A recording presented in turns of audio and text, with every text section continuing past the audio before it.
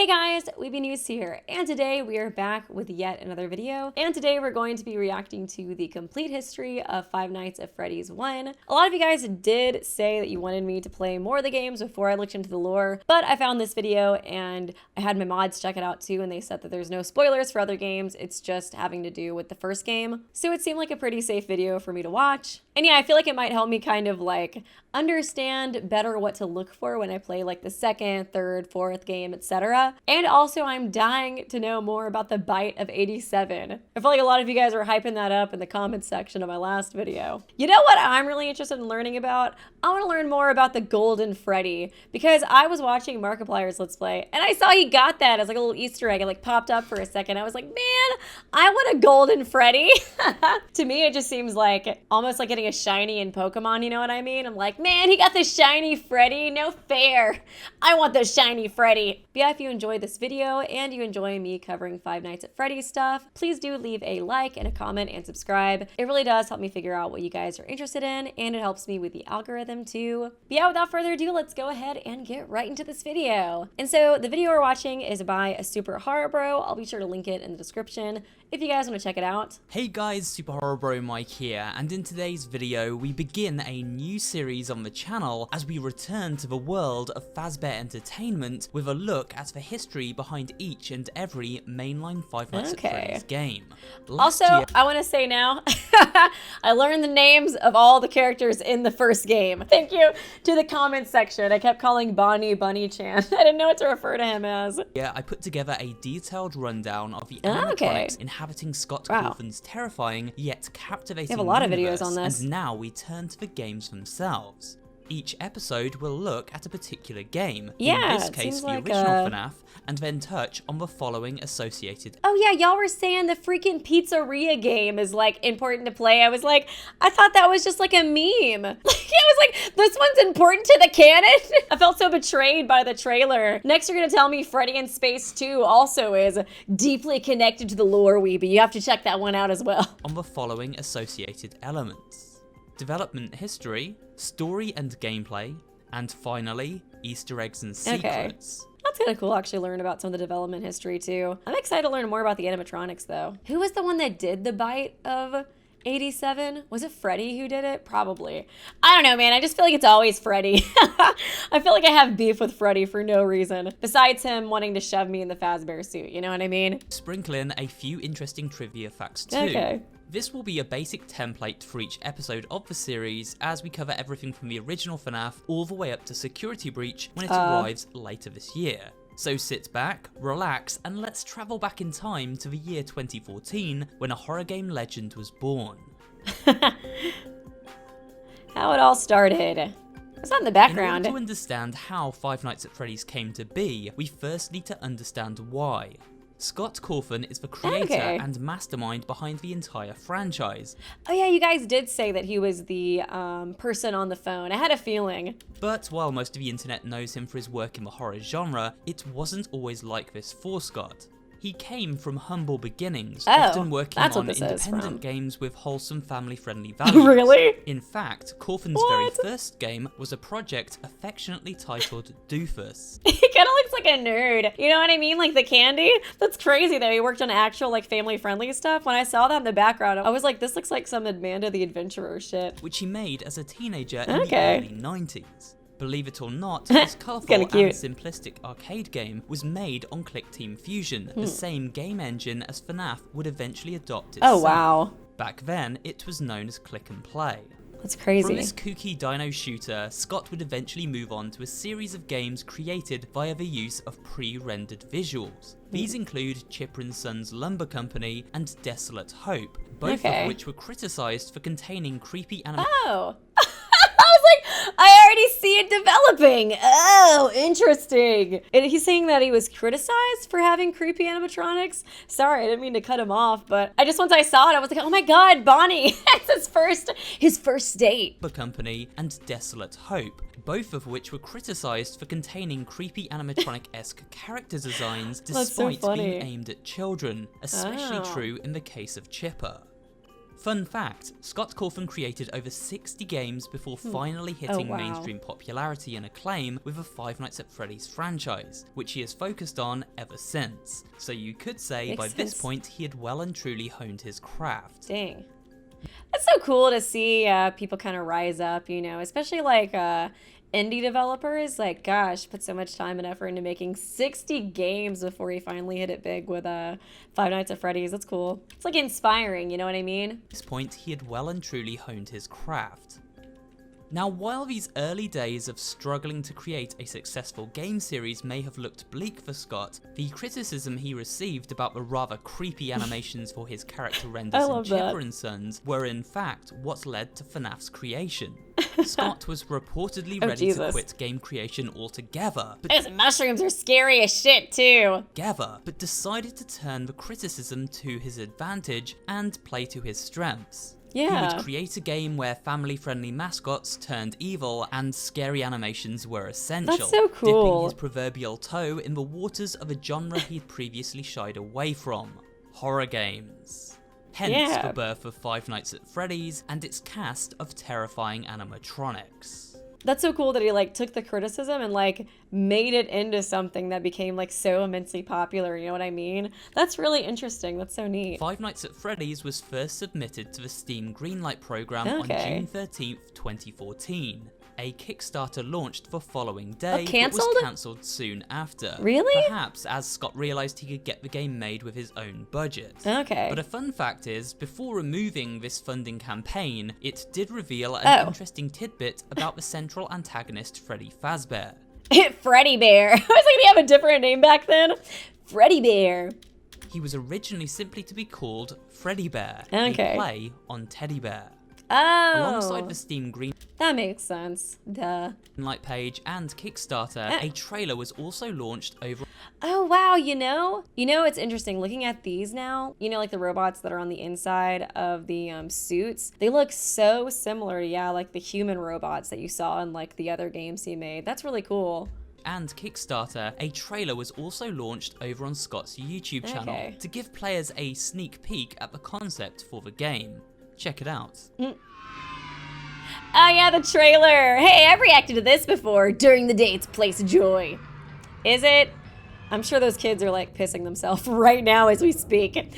But you aren't here during the day. I mean, like, so like you hear the kids screaming in the audience and you're like, oh yeah, they're just screaming because they're excited. They're so happy to see Freddy. But they're screaming in horror. I mean, look at those things, dude. I would be crying. You have the night watch and you only get paid $4 an hour. Limited power. Limited visibility. Limited time. Oh, you know, I don't think I really noticed that the first time I watched it. That Bonnie took off the mask. Fun fact, you may have noticed Foxy does not appear in this trailer, and it is Bonnie who runs down the hallway in his place. Now it could be that Foxy was a late addition to the game, or perhaps his model wasn't ready to show yet, or the animatronic mechanics changed during development. Either way, it's a cool little change that now remains exclusive to this trailer.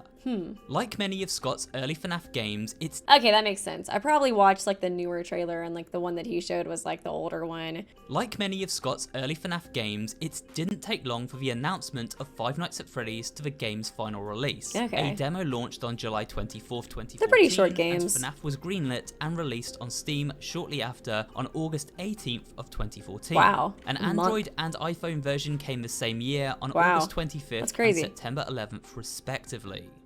The game opened to massive success, becoming an internet phenomenon. Is that Winnie the Pooh? Is he about to get a cameo in Five Nights at Freddy's as well?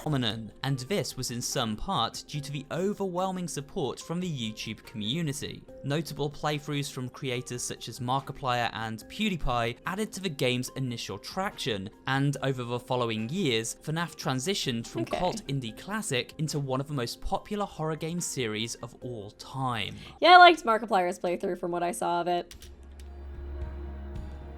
Story and gameplay. Here we go. We've covered how FNAF came to be, but maybe there are some of you out there in the audience asking, well, what is this game and what the heck is it all about? In this section of the video, I'll quickly answer those burning questions. However, it must be stated we will not dwell too much on speculation and theory talk. Okay. That opens a whole can of worms and could lead to an entire video by itself. I do want to hear those though.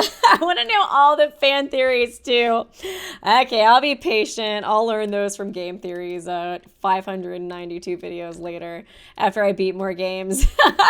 There's a whole can of worms and could lead to an entire video by itself. Instead, we will focus on simply the information given to us by the game at the time of its release. So, here goes. Okay. We take on the role of a mysterious security guard named Mike Schmidt. Oh.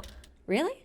Speculated to be Michael Afton. When is his name revealed? See, I feel like a lot of this lore, it's so easy to miss. I feel like you just like almost have to go through and like really, I don't know, designate a playthrough where you're like really analyzing it. But then it's like I'm also like scared out of my mind. So it's like hard for me to analyze stuff when I'm like crying, screaming, and throwing up, you know? We take on the role of a mysterious security guard named Mike Schmidt, a character since speculated to be Michael Afton. Duh, Weeby. His name was on the freaking check. God, I was just so happy I beat the final night. I couldn't even focus on that. This information is given to us upon the completion of the game, where we see a paycheck featuring said name. Employee of the month? The amount on this payslip roughly corresponds to the going rate of pay back in 1993. So while we are not given a definitive year that FNAF takes place in, we can speculate the mid-90s, and given the decor and technology, this seems accurate. Okay. As the title suggests, Okay, that makes sense. It did kind of feel like the aesthetic was pretty like 90s, you know what I mean? This seems accurate. As the title... What is up with that fucking cupcake, dude? That's what I want to know. What's the lore with the cupcake? I don't like him staring at me. I don't like the way he looks at me. And given the decor and technology, this seems accurate.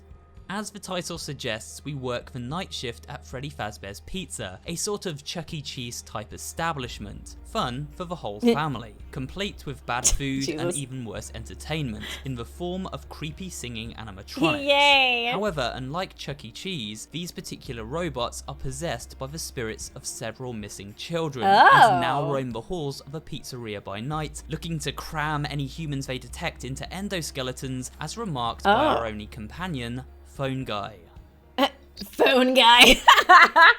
Oh man, yes, my favorite character, Phone Guy. Okay, interesting. They're kids? Okay, I don't know why I didn't really think about that before. I guess that makes sense. So wait, are they like possessed by kids? How the heck did they put kids into the bodies of the animatronics though? Interesting. Fun for the whole family, complete with bad food and even worse entertainment. Oh my god, that makes so much sense now. They're trying to shove us into the Fazbear suit because that's what happened to them too. And it's like no wonder they're pissed if they're kids who got forced to become creepy ass animatronics. I get their pain. I'm sympathizing with you, Freddy. That's sad. So just be aware, the characters do tend to wander a bit. She gets silly. They're left in some kind of free roaming mode at night.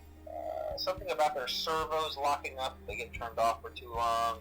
I guess that makes more sense why they roam, because I was like, why would they program that? You know, I just wanted to make them walk around at night, you know, feast on the flesh of children. It's no big deal. It's just, you know, it's just what the big boss man wanted to do. Don't ask me.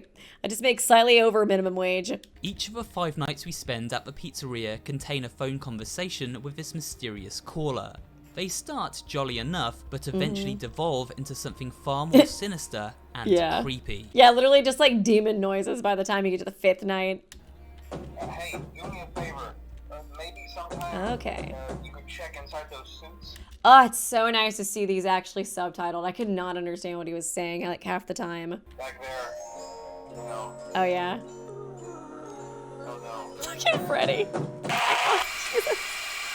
Oh, he's so creepy. Fun fact, Phone Guy is actually voiced by creator Scott Cawthon himself and appears in several FNAF games, as we will see as the series continues. Okay. Yeah, you guys mentioned that in the comment section. That's cool. Very little is known about Phone Guy, other than he is also an employee of Fazbear Entertainment and seems to meet a sticky end before our arrival. Yeah, the rest of the story is pretty vague, and this has led to the creation of many fan theories which attempt to explain what exactly is happening here. We now know the missing children okay. referenced by newspaper clippings throughout the game were abducted and killed within the back room of the pizzeria by William Jesus! Afton, the man who designed and built the animatronics their spirits now possess. Afton hid the bodies of his victims inside these suits, causing the children to bond with their animatronic coffins and then haunt the building by nightfall. Oh my God. So the objective is to— That's so sad, dude. Oh my God, wait a second. I want to read through some of these. Holy shit. Wow. So wait, who did he say did it? Was it like the owner? Was it like the owner? 2 local children were reportedly lured into the back room during the late hours of operation at Freddy Fazbear's Pizza on the night of June 26th. While video surveillance identified the man responsible and led to his capture, the following morning, the children themselves were never found and are presumed dead. The police think the suspect donned on a company mascot to earn the children's trust. Oh, that's so fucked up, man. That is so messed up. I kind of want to learn more about the culprit. Because I was like, why would they have access to like the back room at like Freddy Fazbear's Pizza unless they were like working there, you know what I mean? Local pizzeria Freddy Fazbear's Pizza has been threatened again with shutdown by the health department over reports of foul odor coming from the much-loved animal mascot. Ugh. Oh my God, not only are they creepy as hell, but they smell weird too. You just take, you know, little Timmy to Freddy Fazbear's Pizza. All of a sudden you start smelling rotting corpses and seeing them up there just like, oh, I love you. Hell no. No way. Oh my God. If I was a parent and I went there, I would walk in the front door and walk out. Just not even 2 seconds. Not even 2 seconds. I would feel the vibes of that place were just off. Just catastrophically off. Police were contacted when parents reportedly noticed what appeared to be blood and mucus around the eyes and mouth of one of the mascots. One parent likened them to a reanimated carcass. Man, are they like suffering in there too? He said that they were like haunting, you know, inside the suits, but man, it feels like they probably are like really suffering in there too. I guess it's probably difficult. 5 children are now linked to the incident at Freddy Fazbear's Plaza, where a man dressed as a cartoon mascot lured them into a back room. While the suspect has been charged, the bodies themselves were never found. Freddy Fazbear's Pizza has been fighting an uphill battle ever since to convince families to return to the pizzeria. It's a tragedy. Yeah, dude, I mean, it's like bad enough that a murder happened there, but like the fact that like the bodies were never found, especially if the culprit was charged, his ass better be rotting in jail right now. What do you mean charged? Yeah, you know, we charged him $50 for that. We were like, stop it. Stop killing children. Let me just slap you on the wrist there. Stop being so silly. But yeah, especially after like the suspect's already been like charged / like confined, you know what I mean? It's like, does he not even understand really what like happened to them? Local pizzeria said to close by year's end. I mean, I would assume so. After a long struggle to stay in business after the tragedy that took place there many years ago, Freddy Fazbear's Pizza has announced that it will close by the year's end. Despite a year-long search for a buyer, Companion seems unwilling to be associated with this company. The characters will live on in the hearts of kids. These characters will live on. CEO. Okay, I think that's it for those. Let me re-listen to what he was saying. I just feel like that was important. I guess he might read it out too, but you know. is happening here. We now know the missing children referenced by newspaper clippings throughout the game were abducted and killed within the back room of the pizzeria by William Afton, the man who designed and built the animatronics their spirits now possess. Holy shit! Oh my god! William Afton? No. Oh. So we're his kid? Oh shit, this is getting twisted, man. This is getting dramatic. Oh hell no. No wonder. Okay, I'm rooting for the mascots. Well, I don't know, actually. Okay, well, man, I'm conflicted now, actually.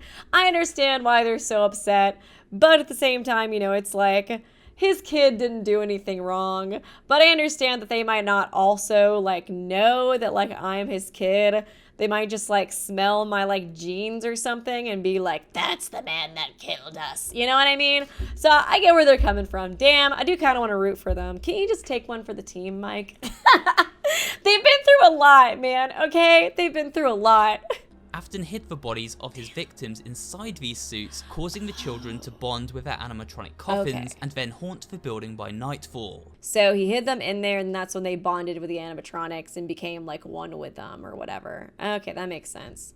Why didn't the like CEO or whatever just like throw out those models and make new ones though, you know? He feel bad for the children too. He was like, I guess y'all can stay at the happiest place on earth, Freddy Fazbear's Pizza. And with their animatronic coffins and then haunt the building by nightfall. So the objective is to survive 5 nights, with each becoming progressively harder to see through. Yeah. Night shifts begin at midnight and end at 6 AM. Successfully finishing a night results in the following sequence. Yay! Oh yeah, I guess we'll talk about when Freddy's like in the corner just like staring at you.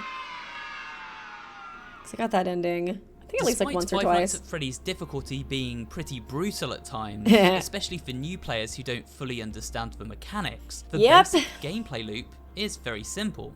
Using the mouse, we point and click our way around a camera security system accessed from a tablet in the security office. This tablet can be used to keep track of the various animatronics. Yeah, it's like such a simple idea, like gameplay wise, but like, man, is it effective at getting you scared and riled up. And I heard these games get like way harder the farther along that you go. If they do, then we must use the electronic doors to the left and right of our room. Still kind of getting jump scared by them. The here is that we have a limited amount of power, and with every action, from checking cameras to boarding down doors, learn that the hard way. Meter gradually depletes. This means we must only check up on the animatronics and safeguard ourselves when absolutely necessary. Otherwise, the power runs down, and Freddy says hello. Yep. He likes to say hello quite a lot. Okay, yeah, it is this ending scene. He like started it for me that one time, but then I still got the good ending. So creepy. It's like same thing. I was like, I'm gonna look over here. 5 nights are complete. A 6th and 7th night become available as bonus rounds. These are extremely difficult and intended as super challenges for players who want a little more pushback from the game. Okay, yeah. I kind of had a feeling that was what it was. That was why, like, when I did my playthrough, I was like, I'm gonna come back to these later. That's cool that it seems like night 7 is like customizable. I guess I could record myself doing it, but some of me is like, maybe I should just like practice on those nights a little bit before I play the second game. I'm so nervous to do it again. I was so scared that whole playthrough. Super challenges for players who want a little more pushback from the game. I was good. I had enough. The animatronics. Yeah, I want to learn about this. Of course, it wouldn't be a FNAF retrospective without a look at the animatronics themselves. As previously mentioned, I have put up a detailed look at each of these characters before, but in the interest of keeping everything together in one place, here is a quick recap of each. Okay. Chica. Chica is a yellow chicken, sometimes... Okay, so the cupcake goes with her. Oh, I guess she's like the food promoter. Let's eat! Don't you want some Freddy Fazbear pizza, kids? Chica is a yellow chicken, sometimes confused as a duck. She is always hungry for pizza and even carries a sweet treat known as Mr. Cupcake on a tray as a sidekick of sorts. Oh, I didn't even However, notice her the carrying cupcake it. only ever appears at the beginning of the night and is not an item Chica brings with her while out hunting. Okay. Her bib reads, "Let's eat," again confirming her ravenous appetite. During the day, Chica was the backup singer for She wants to eat me. I had a feeling. the Fazbear Band, as she states in her portion of the Showtime song. Hey, I'm Chica, the lady of the group. My singing is a treat. So sweet, But keep an eye on your pizza. 'cause I'm a bird who likes to eat. Now, What did that came out of nowhere? Where the scream will come from, Chica? My name's Chica. I like pizza, and I will eat all you children in the audience. Oh my god, that was a jump scare in and of itself, dude. I hadn't heard their little song before. Where's that? How do you access that? During each night, Chica will attack from the right side of the office. She can often be heard clattering about in the kitchen, which is a good way to detect her presence. Okay, yeah.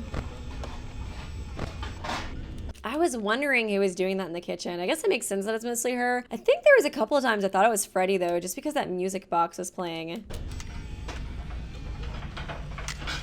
If we allow Chica to reach the office and don't close the door before referencing our camera once more, then the following jump scare plays out. She was pretty easy to avoid for the most part. I think she got me like twice, maybe? In terms of her origins, Chica's design seems to be inspired by Chuck E. Cheese mascot Helen Henny. This makes sense, as the restaurant chain was a known influence for the FNAF games, and so their characters naturally feed into this. She's so creepy too, dude. It's hard to believe she wasn't meant to be in a horror game. Both Helen Henny and Chica are backup singers in their respective bands. Some have also concluded that Chica may have taken design cues from an early McDonald's character called Birdie the Early Bird. There is certainly a similarity for sure. Another inspiration which seems very plausible is the character of Chica from The Chica Show, who is also an overtly happy yellow chicken. Never even heard of that show before. Bonnie! I feel like me and Bonnie, we bonded. Just the way he like forced eye contact with me so much, you know what I mean? Bonnie killed me the least too, so I feel like he might be my favorite so far. I'm like, you know, we're homies, Bonnie. Bonnie is a purple rabbit who, despite the name, is indeed male. As you can see from his instrument of choice, Bonnie is band guitarist. It's like a Guitar Hero guitar. Which proclaims as much in his Showtime song.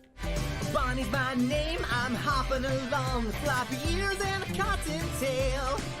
My guitar is blazing, this rabbit's hair raising. Just listen to me wail. Take it, Bonnie. Okay, it's like waiting for him to go into Screamo like Chica did. To me wail. Take it, Bonnie. Take Bonnie it, Bonnie. always attacks from the left side of the office. There he is with that forced eye contact. Being gradually closer and often hiding in the nearby janitor closet. If he manages to get inside the office, Bonnie will not immediately grant the player a game over screen. Rather, he lays in wait until we bring up our tablet once more and then pounces with the following jump scare. Okay. I think he got me, yeah. He got me one time with that. About Bonnie. That's why I was so convinced that the phone guy was talking about Bonnie when he was talking about one of them doesn't like to be watched. But apparently he was talking about Foxy. I had to re-listen to it like, I don't know, like 5 times when I was editing to figure that out. In the game, Scott Cawthon mentioned that Bonnie the Rabbit was his most feared animatronic. In fact, he even had nightmares about him. This was mainly due to Scott using Bonnie as the placeholder jump scare for all characters in the early stages of development. He even stated that he never really found the other 3 all that scary. I really feel like Bonnie is the least scary. I feel like he's the closest one to being cute. He's like almost cute, you know what I mean? Bonnie's origin is believed to derive from Chuck E. Cheese mascot Mr. Munch and also guitarist Jasper T. Jowls.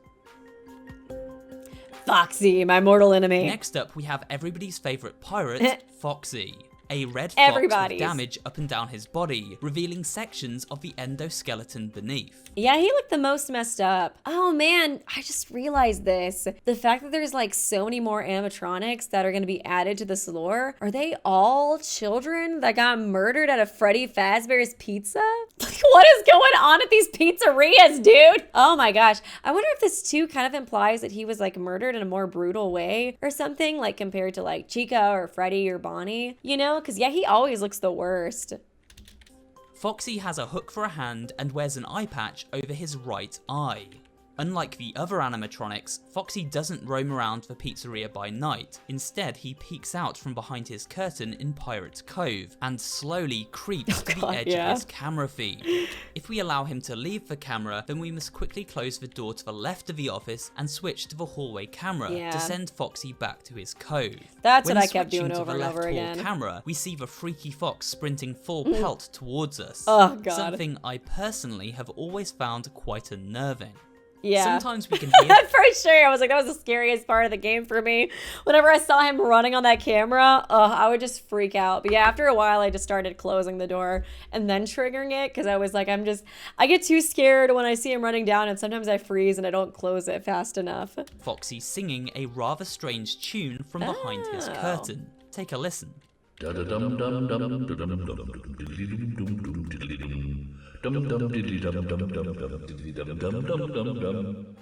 is unknown why this singing occurs, making it all the more unsettling. Okay, interesting. He kind of sounded like the Freddy laugh. I'm pretty sure that was Freddy's laugh, right? Here are some Foxy facts. Foxy was in large part a creation of one of Scott's children. According to one of Scott's sons, Foxy was created during a road trip to visit family in New York. Scott would ask his children for input into the character's designs to add a little extra spookiness to them. Scott also added to these comments by suggesting the reason why Foxy's body is so torn up was due to him being hard to model on a bumpy car ride. Who knows if this is true or simply a joke, but it's undeniable that Foxy's origins are interesting.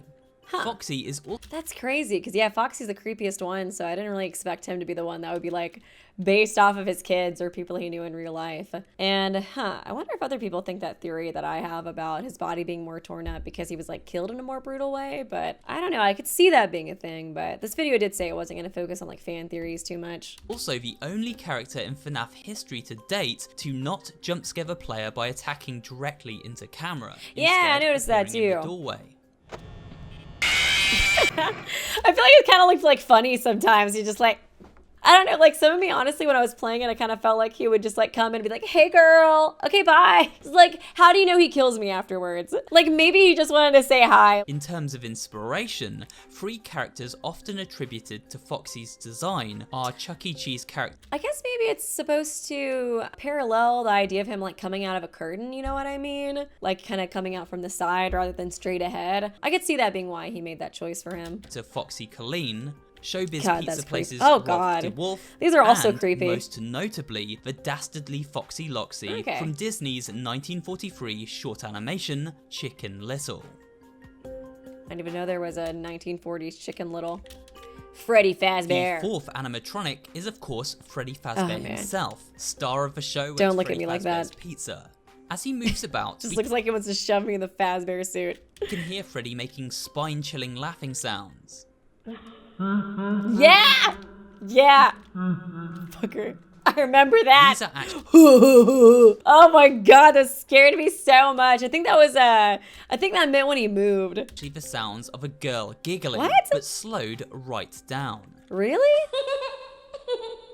Freddy becomes active from night 3 onwards, and it is Does that imply that Freddy's a girl? Or like the victim that possessed Freddy's body was a girl? I kind of wonder that maybe. That's interesting though. it's imperative we keep our camera on him as often as possible. This is because Freddy can only move when we aren't. You just think that it would be like a boy's laugh if it wasn't. I just feel like that could be a way to like kind of imply who the victim was that is possessing his body now, you know what I mean? Freddy becomes active from night 3 onwards, and it is imperative we keep our camera on him as often as possible. This is because Freddy can only move when we aren't looking at him, so regularly checking the camera feed is a good way to hold him back. Stare at him. If Freddy reaches the hallway outside of our office, he will never leave, meaning we must now keep the doors closed from this point on, and most times this results in the power failing and a game over occurring. Interesting. Freddy greeting us with the following scare.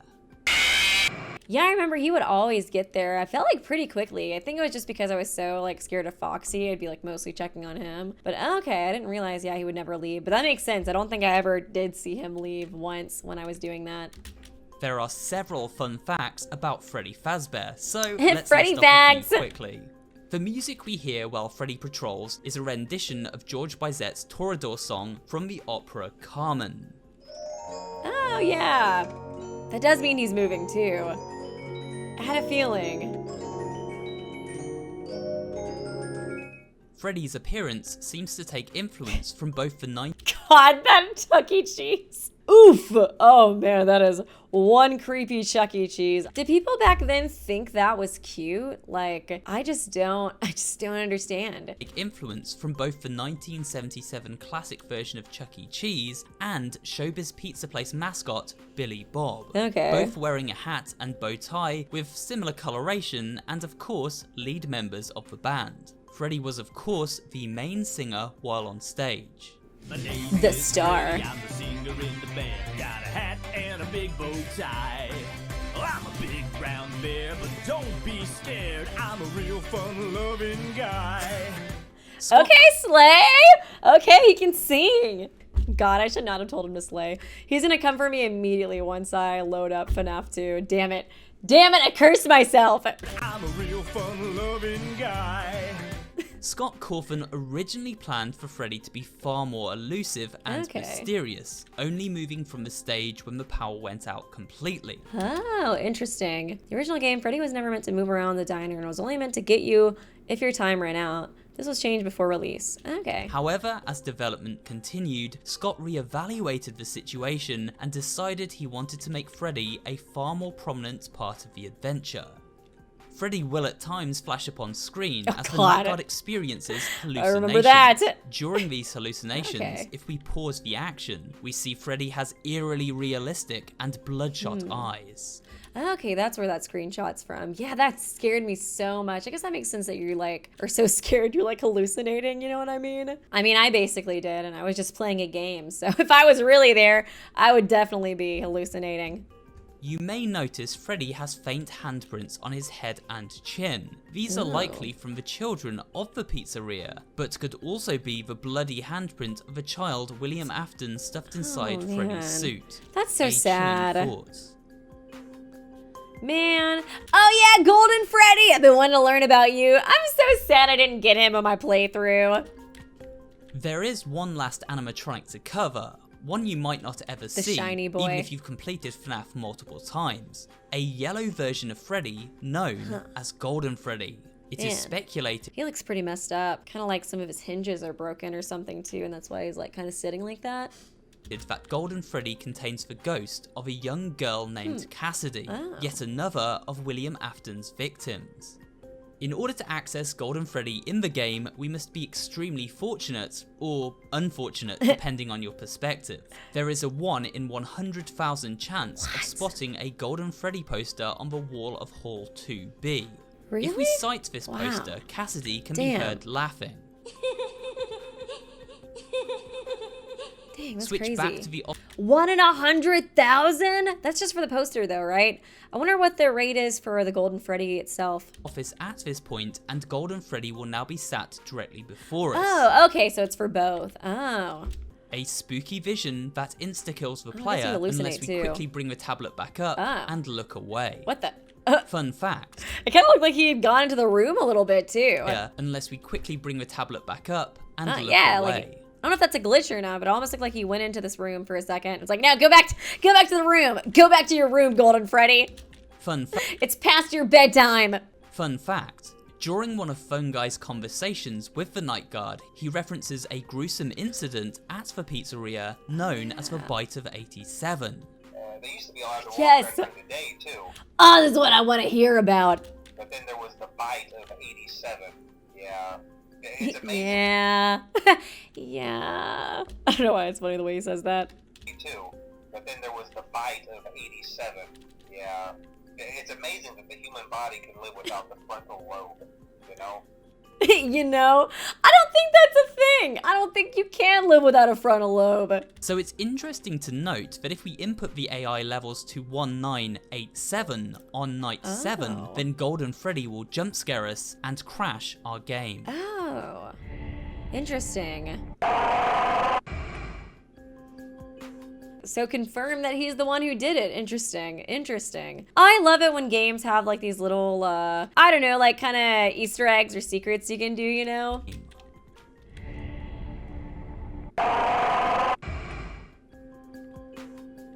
Easter eggs and secrets. This next section is dedicated to the secrets and Easter eggs found throughout Five Nights at Freddy's. Okay. The first of these can be Little crying posters. activated straight off the bat from the security office. See Okay. the celebrate poster over here? Well, clicking Freddy's nose rewards us with a satisfying honking noise. Really? What the? When switching to Why is that kind of cute? Maybe I'm starting to change my mind. Maybe they are a little cute. camera 5, the employees only room, there is a 1 in 20 chance of the animatronic heads and endoskeleton all staring ominously into camera. Huh. Likewise, when checking in, I kind of feel like the cupcake's watching us. Because, like, how do they know that we're looking at them through the camera? You know what I mean? And that cupcake's always just, like, dead staring at you in that office. I feel like he's, like, relaying it to Chica, and Chica's, like, calling up her homies and letting them know. But that's just a theory. A game theory. on camera 1A, the animatronic stage, at the beginning of each night, a rare instance sometimes triggers where all 3 robot critters become aware we are watching them and gaze right back Stupid cupcake told them. at us. Every now and again, when switching to certain cameras in the hallways of the pizzeria, phantom posters will sometimes appear. So that's where those posters are from. I was wondering that. These display newspaper clippings, which speak of a hidden backstory we touched on earlier, involving William Afton and the missing kids. There are 4 of these newspapers, and they read as follows. Kids vanish at local pizzeria. Okay, I read these earlier, so I might skip this part. What makes these reports creepier is another rare secret. Again, a poster that can appear on the wall of camera 4A. It shows a group of crudely sketched children, all screaming and wide-eyed. These are almost certainly Afton's victims calling out from beyond the grave. That's so sad, man. I didn't expect the lore to be so depressing. Poor kids. One final Easter egg you might catch on the very same wall is the mysterious It's line, me. "It's me." Again, this seems to be from the ghosts of the fallen children, in particular the child trapped within Freddy Fazbear. Okay.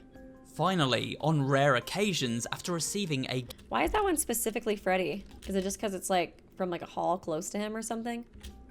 Finally, on rare occasions, after receiving a game over screen, or booting into the game for the first time, we see an ominous face appear. The face belongs to Bonnie. Okay, now I can see why the creator thought Bonnie was the scariest.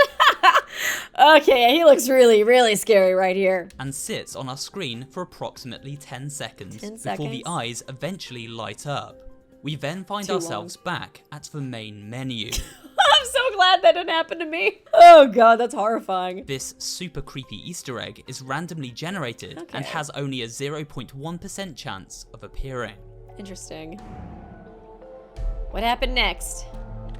As we close the curtain on today's video, let's take a moment to look at how Five Nights at Freddy's has evolved after launching. To date, the game has become available on a variety of platforms outside of PC and mobile. Become It a was huge remastered by game. Click Team and launched on PlayStation 4, Xbox Man, One, and Nintendo PlayStation 4? Switch, where Dang. a new generation of players can now experience the animatronic terrors for Gosh. themselves. I didn't even realize it was on so many different platforms. Dang. The franchise was also purchased for movie rights by Warner Bros. yeah. Studios back in 2015, and since Do you then, know about this? Blumhouse Productions has signed up to adapt it, with a script see how that currently in goes. place and tentative movie release of 2022 scheduled. There has also been I mean, like, I'm definitely interested to see how the movie does, but I don't know. Hollywood hasn't been the best at making movies based off of beloved franchises. There has also been a sea of Oh my toys, goodness. books, clothing, and other merchandise too, Yeah. which is a testament. That's true. There's so many plushies too. There's even plushies. I think there's even like creepy plushies too. Because I feel like my boyfriend's nephew or somebody had like a creepy Foxy plush. I was like, how do you own this and sleep with it every night? Like, it cannot be me, even as an adult. To just how popular FNAF has become. But more importantly, there have been no less than 7 more mainline games to date. Lots of games. And these will be the topics of future videos as this new series continues. But with that, we have reached the end of today's video. Okay. And this It's a good in-depth video. retrospective of the original Five Nights at Freddy's game. I hope you found this video both entertaining and informative. Remember to circle back in a few weeks for episode 2, where we'll dive into a fan favourite as we look at FNAF 2. In the Okay. meantime, if you did enjoy watching today, please remember to hit Yeah. that like button, comment down below, and of course subscribe for more horror related content. Thanks for watching, and I will see you on the next video. Why is Chica yassified here? Is that official art? I'm sorry, that just kind of threw me off. Yeah, for sure. Shout out to SuperHorrorBro. That was a really good video. Definitely really interesting. It was nice to have one too that I could just kind of like look through to kind of get an idea of like what the lore is so far while I'm like entering into the next games. Cause I don't know, like I enjoy being blind, but I feel like for games like this where the lore is like a bit more obscure, like I don't know, it's kind of nice to know at least like a little bit before continuing on to other games. Cause I don't want to still be going into like the second, third, and fourth game thinking that like the animatronics are just like programmed to be evil. You know what I mean? This video also got me super hyped for playing the second game. Gosh, I'm probably gonna do that really soon. But yeah, thanks guys so much for watching this video, and thank you so much for all the support on the Five Nights at Freddy's videos. I'm really enjoying the series. I'm having a ton of fun. The lore is definitely very interesting so far. A lot sadder than I thought it would be with the kids being captured and stuff. That's really terrible. But yeah, thanks guys so much for watching this video. I really do appreciate it. Please do leave a like and a comment and subscribe if you did enjoy it, and I will see you guys real soon.